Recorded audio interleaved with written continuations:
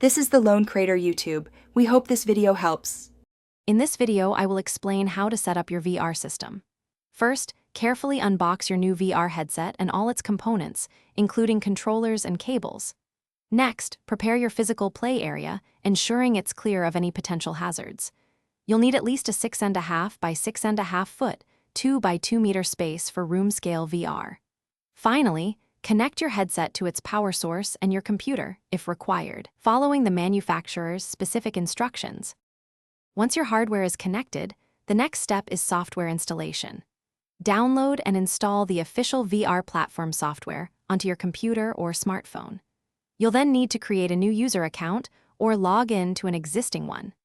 Be sure to allow for any initial software and firmware updates for both your headset and controllers, which can take several minutes to complete, ensuring you have the latest features and performance.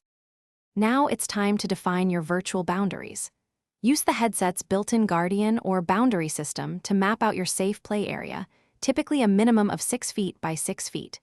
Calibrate your controllers to ensure accurate tracking within this space. Don't forget to adjust the interpupillary distance, or IPT, on your headset for the clearest possible vision, usually a small dial or setting on the device itself.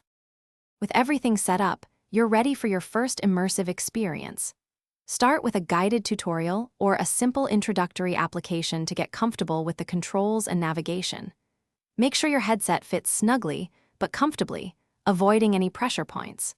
Remember to take regular breaks, perhaps every 20 to 30 minutes, to prevent eye strain or motion sickness, ensuring a pleasant and safe VR journey. Thanks for watching. Consider subscribing if we helped you.